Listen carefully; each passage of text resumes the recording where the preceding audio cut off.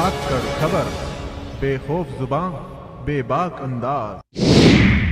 धाकड़ खबर के news room से मैं आपके साथ हूं अकरम रईस खान। जिस बनारस में, जिस काशी में, जिस वाराणसी में माना जा रहा था कि नरेंद्र मोदी की राह, जीत की राह जो है वो काफी आसान हो गई है, लेकिन आज की खबर है 29 अप्रैल 2019 की, जिसे सबसे बड़ी खबर कहा जा सकता है कि नरेंद्र मोदी की जीत भी उनकी हार साबित हो सकती है। वो उसी काशी में, उसी बनारस में और उसी वाराणसी में। ऐसा क्यों है और हम क्यों ये बात कर रहे हैं, ये बताने से पहले आपसे छोटी सी अपील करना चाहता हूं। अगर आप लोग यूट्यूब पर देख रहे हैं तो हमारे चैनल को सब्सक्राइब कर सकते हैं। अगर आप लोग फेसबुक पर देख रहे हैं तो हमारे पेज को लाइक कर सकते हैं। चाहें तो प्ले स्टोर पर जाकर हमारे ऐप को डाउनलोड भी कर सकते हैं। उससे बेनिफिट ये होगा, जिस भी वक्त ऑनलाइन हुआ करेंगे उसी वक्त ऐप पर क्लिक कीजिएगा, आपको हमारी दिन भर की तमाम खबरें मिल जाया करेंगी। यूट्यूब पर खबर ढूंढने की जरूरत नहीं पड़ेगी। चलते हैं खबर की तरफ। तो आपको तो पता है कि भारतीय जनता पार्टी हो या नरेंद्र मोदी हो, हर जुमले में सेना का सम्मान, सेना का सम्मान, और विरोधियों को सेना का अपमान करने वाला साबित करने की कोशिशों में लगे रहते हैं। हर चंद कोशिश उनकी होती है कि खुद को वो सेना का हितैषी बताएं और दूसरों को सेना का विरोधी बताएं। देशद्रोही कहने से भी वो विपक्षी पार्टियों को नहीं चूकते हैं। लेकिन अभी उन्हीं नरेंद्र मोदी के सामने सबसे बड़ा सवाल खड़ा कर दिया है सेना के एक जवान ने।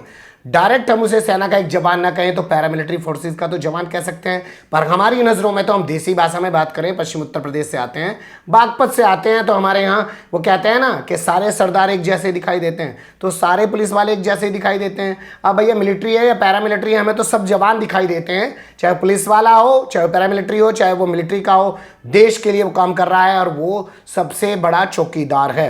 तो अब चौकीदार नरेंद्र मोदी के सामने असली चौकीदार मैदान में उतर गया है। तेज बहादुर सिंह उसका नाम है, आप लोग समझ गए होंगे, बीएसएफ के जवान हैं। इन्होंने एक वीडियो वायरल किया था कि कैसी पतली सी दाल, कैसी सूखी हुई रोटियां दी जाती हैं। मकसद था इनका ये बताने का कि हम लोग यहाँ बॉर्डर पर रहते हैं और हमारी किस तरीके की खान पान की व्यवस्था है। लेकिन उस पर कोई जवाब न देकर इन्हें वहाँ बीएसएफ से सस्पेंड कर दिया गया, बाहर निकाल दिया गया। इन्होंने ऐलान किया कि मैं नरेंद्र मोदी के खिलाफ चुनाव लड़ूंगा, निर्दलीय प्रत्याशी के तौर पर चुनाव लड़ूंगा। इसी क्रम में ताज़ा अपडेट ये है, अब ये समाजवादी पार्टी के टिकट पर नरेंद्र मोदी के खिलाफ चुनाव लड़ रहे हैं। आपको मैं बनारस की थोड़ी पृष्ठभूमि बता देता हूँ, थोड़ी तस्वीर बता देता हूँ। बनारस को ईस्ट यूपी का सबसे बड़ा गढ़ माना जाता है। ये माना जाता है कि जो बनारस जीता है वही पूरा ईस्ट यूपी जीता है, यानी कि पूर्वांचल जीता है।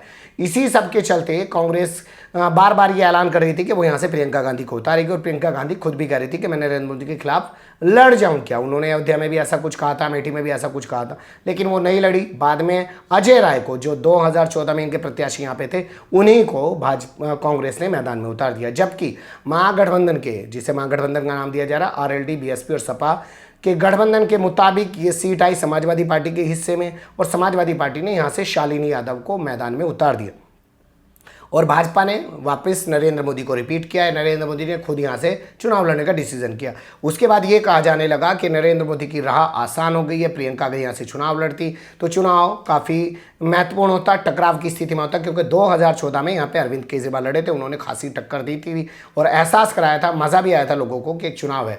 लेकिन अब बड़े किसी नेता के मैदान में ना होने की वजह से ये एक तरफा सा चुनाव है, बनारस के चुनाव में कोई मज़ा नहीं रहेगा। लेकिन आज एक अपडेट ऐसा आया जिसने इस चुनाव के अंदर सबसे बड़ा मज़ा पैदा कर दिया है, सबसे ज़्यादा दिलचस्पी इस चुनाव में पैदा कर दी है, सबसे ज़्यादा हॉट सीट इसको बना दिया है। अभी तक हम भोपाल की सीट को हॉट सीट कह रहे थे कि वहाँ से प्रज्ञा साध्वी लड़ रही हैं दिग्विजय सिंह के खिलाफ, लेकिन अब बनारस फिर से सबसे बड़ा चर्चा का केंद्र बन गया है। जानते हैं क्यों? क्योंकि समाजवादी पार्टी ने अपने शालिनी यादव के टिकट को बदलते हुए तेज बहादुर को, बीएसएफ के जवान को अपना प्रत्याशी बना दिया है। और अब पूरा चुनाव इस मुद्दे पे होगा कि जो सेना का सम्मान की बात करते हैं नरेंद्र मोदी, अगर मान लीजिए वो तेज बहादुर को हरा के जीत भी जाते हैं तो क्या मैसेज जाएगा कि इन्होंने सेना के जवान को हरा दिया, सेना को हरा दिया, यानी कि ये जीत भी हार के बराबर होगी नरेंद्र मोदी की।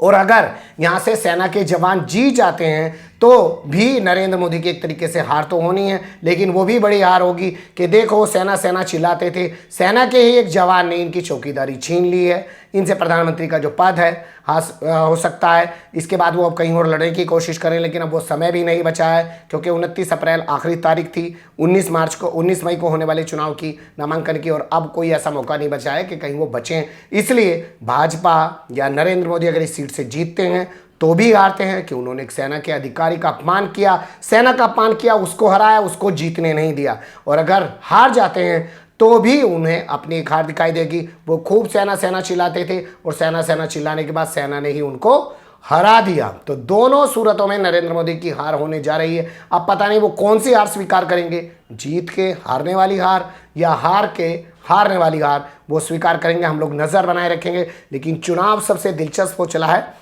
बनारस का। आप बने रहिएगा धक्कड़ खबर के साथ। कैसी लगी आपको एक कोशिश, कमेंट्स के रूप में आप लोग अपनी राय दे सकते हैं। खबर को लाइक कर सकते हैं, चैनल को सब्सक्राइब कर सकते हैं और ज़्यादा से ज़्यादा हमारी खबरों को शेयर कर सकते हैं। फिर ऐसे ही किसी सुलगते हुए उलझते मुद्दे लेकर मैं आपके सामने हूँगा हाजिर। फिलहाल अभी मुझे दें इजाज़त।